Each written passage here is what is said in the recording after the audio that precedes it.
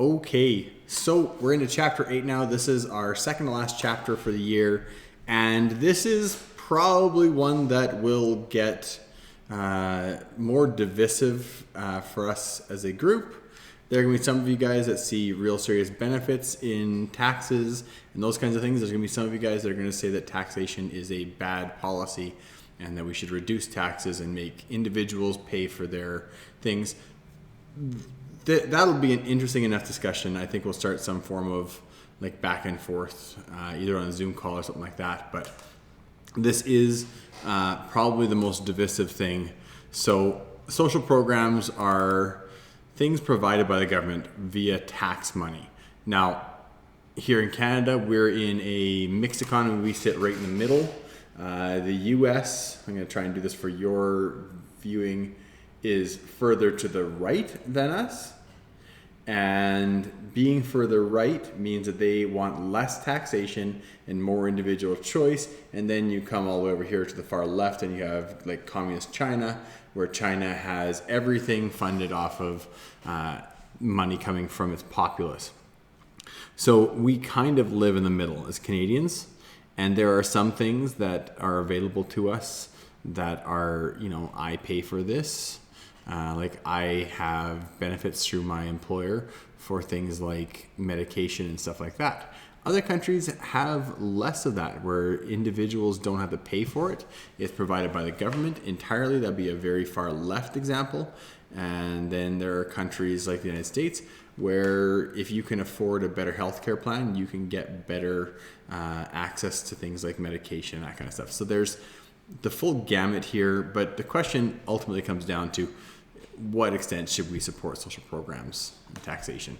The really important thing is this right here. Social programs like healthcare are free, but they're not really. Your parents, myself, we all pay for the healthcare that we all use. And being in a situation like we have been for the last little bit, where healthcare is a very, in-your-face type of an issue, this is probably the best time to think about whether or not we should publicly fund healthcare, or whether healthcare should be provided on I can afford healthcare X and you can afford healthcare Y, so maybe you get better healthcare than I do, or vice versa. So, here we go. So the decisions that are made about social programs in Canada and the US attempt to meet their citizens. Again, this whole last half of the year has been about juxtaposing, comparing and contrasting Canada and the US. And so again, we're carrying on with that idea. US has less taxation because they're further right. Canada has more taxation because we're centrist. And each of them attempt to meet the needs of their population by doing that. Who does a better job? And the other part of this, the second question, has to do with why. What values are kind of inherent in each of these different parties? Even in Canada, we have a party like the Conservative Party of Canada, which is further right, compared with stuff like the NDP, which is further left. How do we make sense of that and make choices that represent our values? And then if you go to the United States, even there for this left one is generally speaking further right than our for this left one. It's all very interesting. So let's kind of dive into this. All sorts of different programs are supported by individuals or by government. We have programs like welfare or employment insurance. Those kinds of things are all designed to help a person who doesn't have income to be able to meet the needs that they have. Food banks, those kinds of things come out of, some support comes for those from taxes. Lots of the support for those comes from individuals making the choice to support them. Senior citizens benefits and income comes from the CPP, Canadian Pension Plan, and that is something that is, we as Canadians see more value in that than Americans generally do. So it's, excuse me, it's very interesting to be looking at that, because I always I understand that I shouldn't necessarily feel sorry for them, but there's always a part of me when I go through Walmart and I see that senior citizen that's there that is, checking your bags and those kinds of things. Some of them in the States, I know some of them are there because they didn't have the financial well-being to be able to retire the way that they would like to, and so they have to continue to supplement their income. It's all very interesting. This is a great topic to think about. So, why social programs in Canada and US differ. We've talked about that a little bit earlier on in the year, but we'll make more sense of it. Why policies about social programs and taxation are linked. I will make that very clear throughout this. And what issues connect to tax evasion. And tax evasion is when people avoid paying taxes, whether it be through black market or I know I can get a service done by bringing it to someone who has a business, or I can bring it to someone and have them do it in their house. Like I have people that I know that are mechanically inclined, and I could bring my car to them and give them, $100 to do whatever, a brake job or something, and they'll just do it in their evening hours, and they don't pay taxes on that income. So there's a certain amount of that kind of stuff that happens in Canada, and how does that affect us as Canadians and our social programs that we all tap into? So, blah, blah, blah. Okay, examples of social programs. Public health care. So we have really robust public health care in Canada.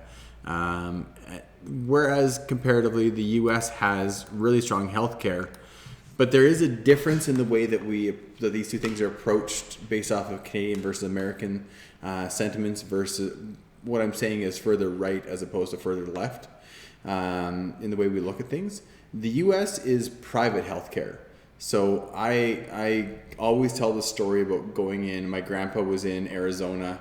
We went down to visit him, and he was doing something. I forget what it was, but whatever it was he was doing cut him across the gap in between his thumb and index finger, and all the way down here. And he was bleeding like a stuck pig, and it was, it wasn't scary like he's going to bleed out scary, but it was scary enough that we went in to go get access to healthcare. Now, my grandma was a teacher. My grandpa was part of the Alberta Wheat Pool, and so he had his own benefits and she had her benefits, and they had the ability to afford healthcare in the United States. While we were waiting for the doctor to see my grandpa, a guy ran in, grabbed the wheelchair, ran out with it, loaded his wife up, brought her in, and the lady's like, "Okay, let's get your healthcare card out and let's get you working," and yada, yada, yada. And he said, "I don't have healthcare." And the lady did the nicest thing possible. She just said, "Sorry, we can't help you," because he couldn't afford healthcare, he ran the risk of being financially crippled as a result of trying to take care of his wife. Because a baby being born in Canada, when all three of my kids were born, we walked out with no bills. Didn't matter if my wife needed a bunch of Advil or painkillers or any of that kind of stuff. I know people who've had what's called an epidural, which is a injection to numb the whole basically bottom of the woman as she's giving birth. There's no extra cost involved in doing that. Down the road in this unit, I will put up a thing that shows you just how much it costs to have things done in the States. So private healthcare, if you can afford to buy health insurance, then that's going to be paid. Whatever the thing was will be paid. So that guy had no private health insurance, and so the lady sent him down the road to a free clinic, which does not have as many doctors, doesn't have the same quality of doctors, and so it was. The business is, as it says down here, it is for profit in private healthcare. So there's lots of things that like anything else is for profit. If we can make more money selling this, then we probably will. So there's a big difference. Public healthcare, publicly funded, paid for by the government, by the taxes of the population, all piled together into one big chest of money and used to provide healthcare.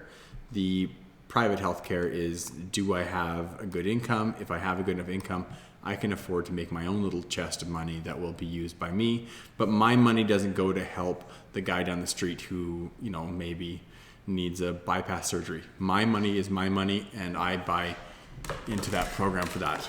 That's a very oversimplified version of it, but yeah. So in the US, people buy health insurance. Like my grandparents, every time they would go south, and my grandma still this year just got back from Arizona, she pays for health insurance for her time in the States.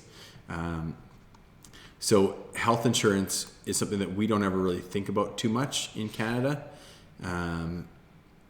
Unless, of course, we end up with a two-tier system. A two-tier system means there's healthcare for everyone, and then there's an extra layer of healthcare that is someone else who is more financially well off can afford to get that next layer of healthcare. It may be a quicker access to an MRI or something like that. So that is a step to the right, definitely, as far as healthcare goes. So this is another, you guys can access the textbook on my website. I'm not going to read through this whole thing, but you have the public healthcare way where, what happens to this girl when she breaks her arm versus what happens to this guy when he breaks his arm. Same break, same age range. The difference is, and here, her parents don't pay as they leave the hospital. That being said, I know for me, my taxes are taken off on the front end of my my paychecks. They're taken off there. So is it cheaper? I don't know. But there are stories coming out of the US where when someone needs something really big, that there are families that have to remortgage a house. I know I've heard stories of a husband or wife having to work a second job to keep their spouse alive. So there's lots and lots of differences in opinions, and there's perks to each side, each system. So you don't have to pay in the Canadian system for the painkiller or the cast or the whatever x-ray that you had to have done. You don't have to pay for that stuff up front, but you are still paying for it. Okay? Over here, you might not get access to quite as much, or you may have to pay more up front before you even get to leave the hospital for that thing. So over here, again, the story was like someone had to go and work a second job in their 50s to be able to keep their spouse alive. Their spouse still died even though the chemotherapy was given to them, and they still had to pay for that health care. So, all right, I'm back. So, for us as Canadians, this is just a small number of them, but there's healthcare, pensions for senior citizens, and income assistance. Now, these are not big, huge amounts of money. Like a senior who's getting old age pension from Canada is not getting paid like you would think.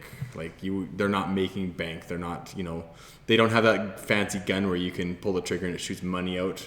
They are not rolling in the dough. Income assistance can be any number of different things, quantity-wise. But if you're on welfare, you're probably getting somewhere in the $13,000 to $14,000 per year of income assistance. And this is probably one of the hardest things that people have ever had to file for is income assistance. And healthcare, we have a great healthcare system. I think anyone that says otherwise is fooling themselves. People all over the world look at the healthcare system that we as Canadians and specifically in Alberta that we have and think, wow, that's really quite amazing. There are definitely things that if you can afford it to go elsewhere that you can do that is better, but generally speaking, we have a very good healthcare. I don't know what else I want to tell you guys now. I'm looking at the clock and I'm looking at 15 minutes, and that seems like quite a long video.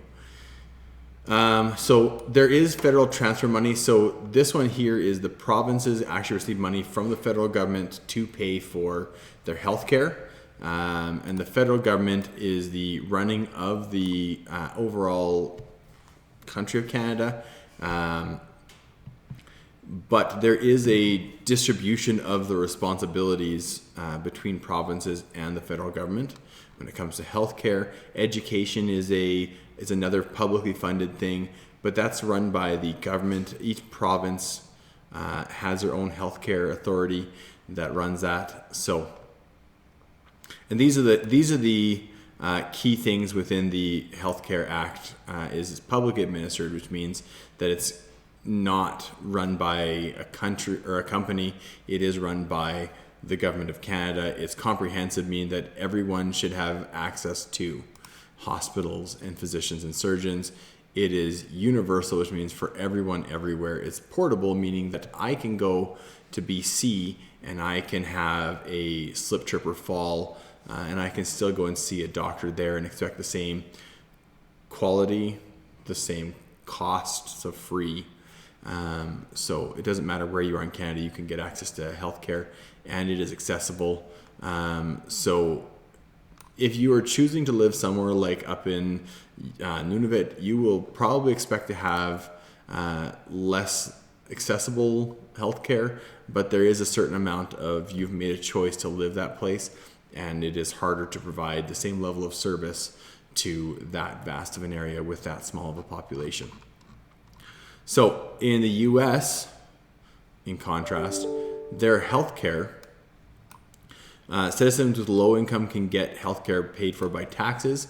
That healthcare is nowhere near the quality that we have here in Canada. All our citizens pay for their healthcare. About 15% of the people in the US did not have health insurance, and some could not afford medical care. So there are people in the US that can't afford their healthcare, and so they just deal with it as they are able to.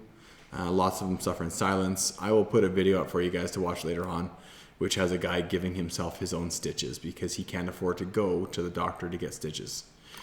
Pensions for senior citizens. Senior citizens in the US are expected to save. So all the way through your middle life, while you're making the most money, you're expected to tuck money away so that when you retire, you have a little nest egg so that you can rely on that. And income assistance, there is some income assistance in the States.